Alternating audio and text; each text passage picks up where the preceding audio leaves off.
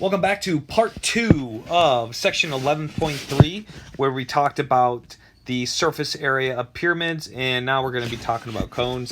They're somewhat related, so they're grouped up in the same category. So these are cones, as you might have guessed. They look like, the things that you put your ice cream in.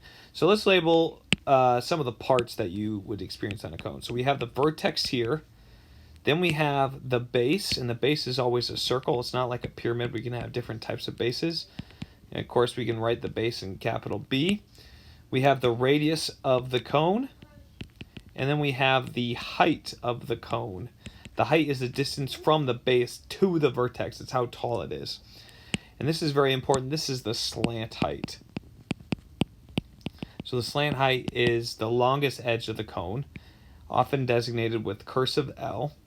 And if you were to form a triangle here, so let's say we take a triangle, let's use blue, like that. That triangle would have the height of the cone as its one of its legs.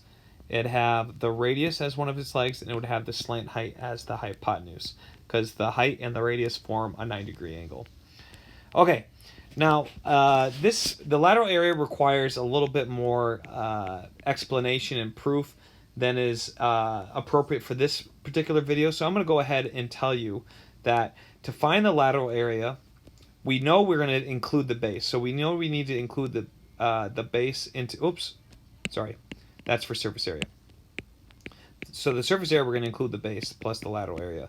So for lateral area, the formula is pi times the radius times the slant height. So then for the surface area, we need to add the base in there. So the area of a base of a circle is pi r squared, and then we add pi r l because that's the lateral area. I know you're probably thinking, why is it pi r l? That is something I really want to do in a future video, so stay tuned for that.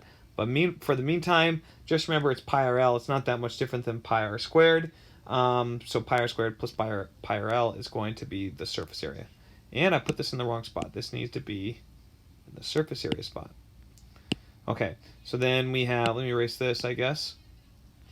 And then this is our lateral area. So we're just going to go ahead and apply these formulas into our example.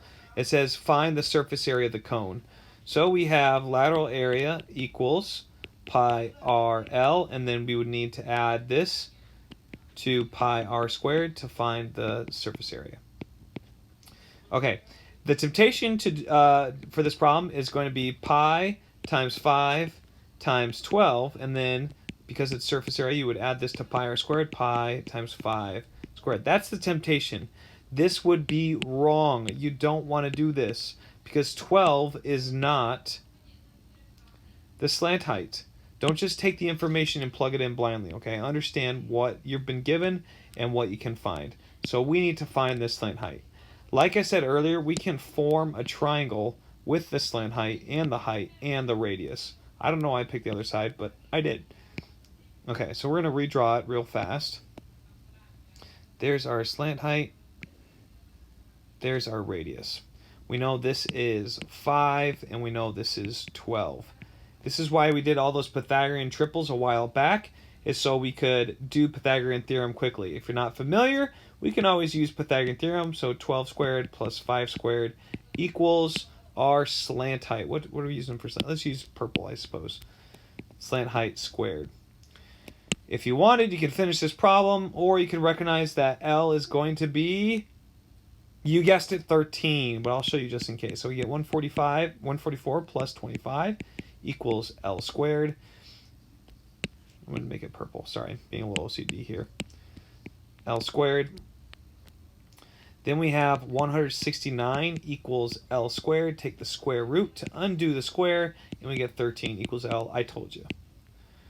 Okay, now we're ready to plug everything in. We have 13. Okay, so we're just going to grab our calculator, and we're going to type in pi.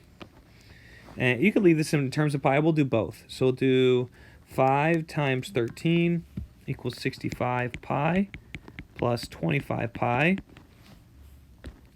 And that, of course, is going to give us 90 pi.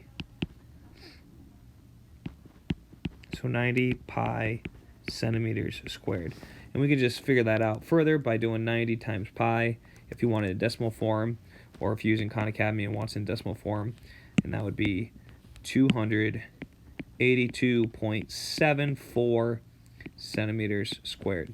That's all we have for surface area. Tune in next time when we talk about volume. Hope you enjoyed this session of Wes Explains Best.